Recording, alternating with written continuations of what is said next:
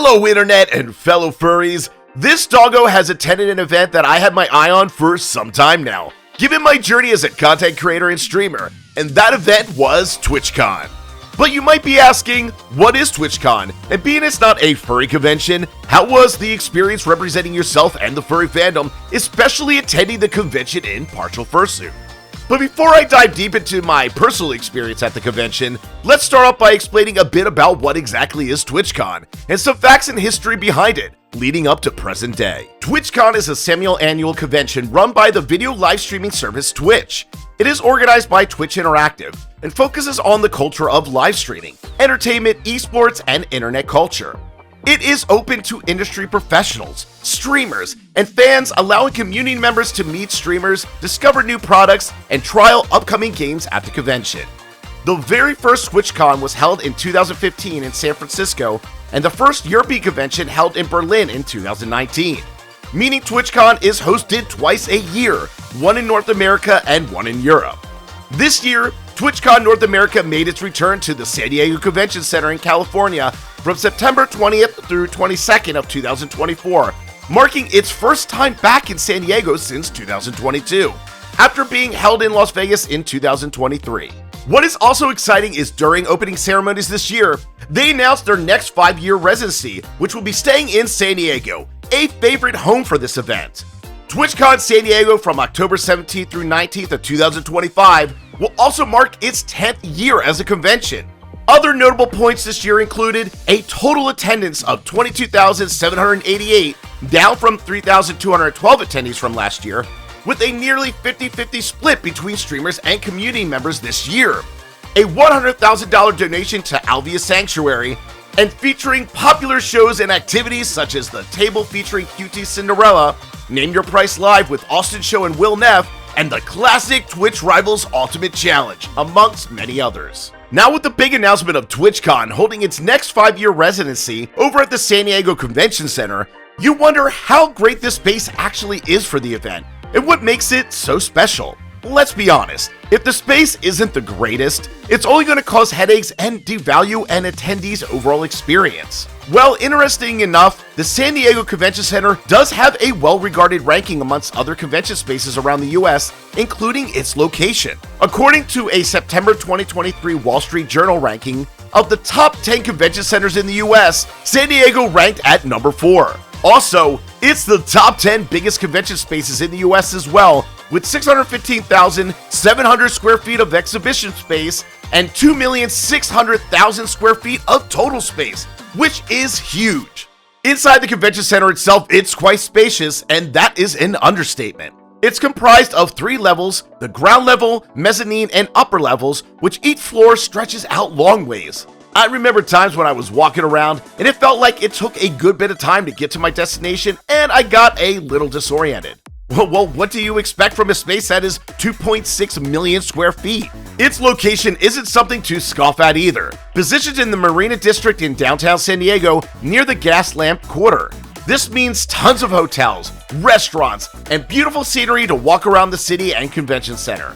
I love just walking around that beautiful area, full of palm trees, cool sculptures, and a marina waterfront overlooking the water and its stunning bridges. When I attended this year, I ended up staying with a friend and parked outside the main convention area. We felt it was more convenient for our needs, and it saved us a good bit of money. And since we parked near the baseball stadium, we had a nice walkthrough of the downtown, passing the aesthetically interesting stadium, and then over the walkway bridge to the convention center. It was quite a decent walk leading up to the designated entrances. But for those that need a hotel and or parking accommodations, don't worry, for the convention center, and TwitchCon has got you covered. Hotels in the comp block are spread around the downtown area, ranging from a 15-minute walk away for most, the furthest being a 30-minute walk away. They are still a bit on the expensive side, with the lowest being around $256 USD per day before taxes. And for those that are driving or worry about parking, luckily the convention center itself has an underground parking garage that they can accommodate 1,950 vehicles for around $15 to $35 per day. And of course, there are other parking locations and options spread around the city as well if needed. Now, breaking down essentially what is TwitchCon and what to expect from the convention space itself, my friend and I didn't know what to really expect from the actual event, given this is our first time attending TwitchCon ourselves. So we decided to try and experience all aspects of the event weekend, starting with the Expo Hall. After heading over to registration area of the con, you get directed into the Expo Hall, which is on the lower level of the convention center. A big thing to note right away is there is a lot of companies there to show off their products. If it be from new games to equipment, to elevating your streaming, gaming, or content making experiences, to VR products for more immersive online experiences. There was also tons of displays and booths to just show off new games. Some notable ones were the Monster Hunter booth with a life-size sacred model, which is a race of bird you can ride in-game, but could actually ride and take pictures with this bird at their display. Me and Cody had to do it in fursuit, which, not gonna lie, was pretty lit. Another noticeable installation piece was a giant snake head with its big mouth open up with a TwitchCon sign in front of it. Yeah, I know what peeps were thinking when they saw it. We had, of course, get some fursuit pics there as well. Moving to the area where a lot of companies were, we ran into Gamers Outreach, a nonprofit organization myself and other furry content creators had the pleasure of working with. They are a charity that provides entertainment to hospitalized families through video games. They talked to us for a good bit, showing us the equipment we helped to make happen through charity events and donations. It was a great vibe chatting with them, and I personally enjoy supporting their charity. We actually raised a total of $4K over the last two events. Making our way over to Elgato, they had some cool new equipment including a teleprompter, which you could use for not only reading scripts, but also show a second screen, like for your chat, at any angle you like for easier reading when playing games. Overall, there are too many companies and installations to really go in depth, but again, it was quite impressive with the level of engagement and business representation. Otherwise, the layout of the Expo Hall was very well done and vast, with multiple sections laid out for different spaces of engagement. Now, I did hear it was not so great in previous years like in 2022, so this was one big improvement. Now, how the layout was put is as follows. There was the Loot Cave, is where you could buy Twitch-specific merch. I myself bought a Twitch pillow and socks, for example. There was a LAN area for gaming, there was the Stream Station, which is presented by Streamlabs and Logitech, food stations everywhere to grab a quick bite to eat, again, multiple vendor setups to buy merch, equipment, and more, a ping pong and arcade area, a meet and greet section to meet some of your favorite streamers, and a Twitch Rivals area where you can battle it out, spawning your favorite streamers in a head-to-head competition in some of the biggest games on Twitch. Heading up from the Expo Hall to the upper levels, we eventually make it to the Artist Alley. The space was a huge open area with lots of light, a big purple walkway in the middle to get around, a courtyard style food for food and seating, and some fun interactive pickup games like putt-putt golf to play with other attendees. A cool large inflatable displays like the duck and the mushroom was a nice touch to the overall aesthetic. Along the side was food options, one being Rita's Water Ice, which I grew up back home, so I had to get me a taste of that sweet, sweet Italian ice. Quick access outside was available around the space as well, taking it to a pretty cool area which you could get more food, chill out, and listen to music performances by the stage. Plus, you could see the water in the marina in the distance, which added to the chill vibe. Now, as the name implies, there was a shit ton of artists and creators selling their wares and stunning works. We even met some furries vending at the event, which my friend Cody had to snag some of their t-shirts. Overall, I think our Dealer's Den and Artist Alley are bigger and more packed at furry cons, but they do have an Expo Hall area which makes up for it. As we navigated between the areas of the convention center, me and Cody decided a great way to spend our time at TwitchCon is by attending several panels and meetups, something I personally don't always do at a convention. Though we both agreed, it is quite important to attend because we wanted to gain further insight from other creators and see how they navigate through Twitch and the content creation experiences.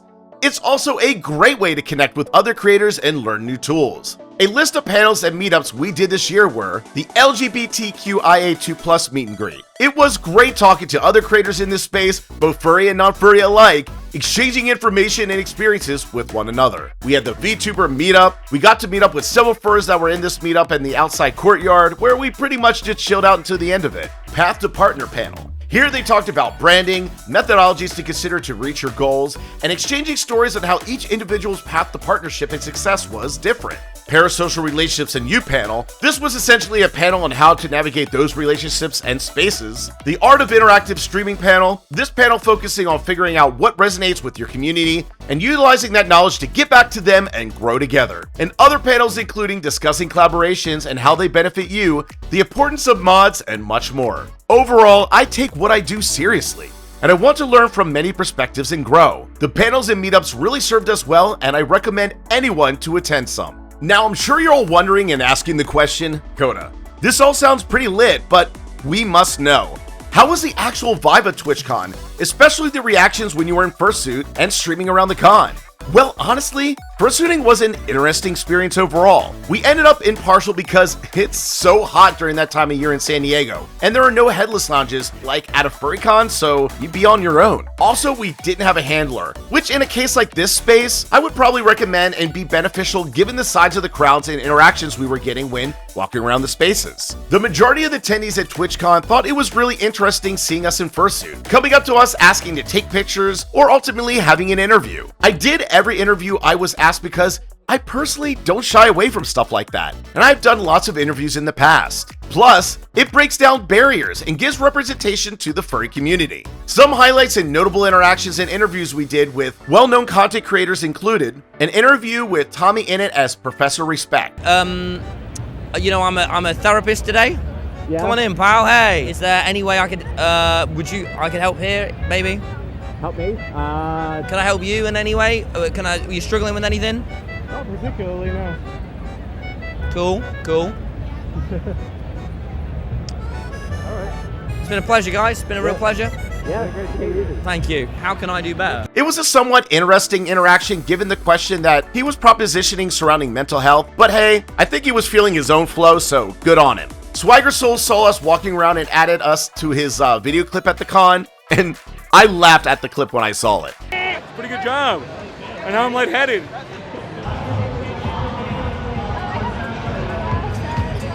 That's rough.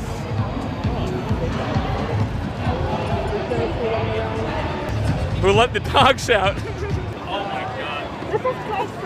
I saw Sneeko walking around TwitchCon doing some interesting things and probably stirring up some trouble, so you can guess I didn't really want to deal with that. Again, lots of interviews, some I forgot we did until I looked over the footage. Dash of Stash and BBY Bites was one interview that was super cool, and they were both really nice and thrilled to chat with us. Otherwise, there was maybe a person here and there that made a slight comment or two, but honestly, nothing really that bad.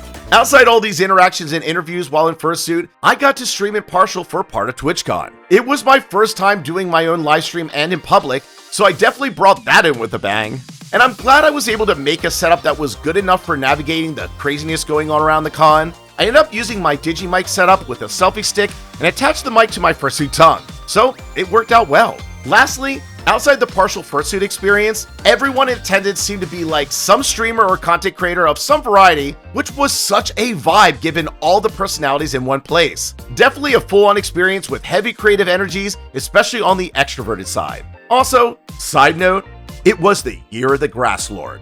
They were so cool to see walking around, so all hail to them. Lastly, I want to talk about an event which I loved, which perfectly capped out the night, the Block Party. Now, for those that don't know, this is actually the first year in which TwitchCon did not offer a concert event, but rather a Block Party add-on for attendees. So would it be a welcome change for success was anyone's guess. Held outside the streets of the San Diego Gaslamp Quarter, the Block Party happened on Saturday night from 7 p.m. to 10 p.m. at TwitchCon, and honestly, it was lit as shit. The minute you walked in, you noticed the vast amounts of food and drinks, and I do mean vast. There were 22 businesses and restaurants that were participating during the Block Party, meaning you could grab food and drinks inside and outside their establishments all night long. These food and drink stations were S-tier level, not any of that crappy food. We're talking the real shit.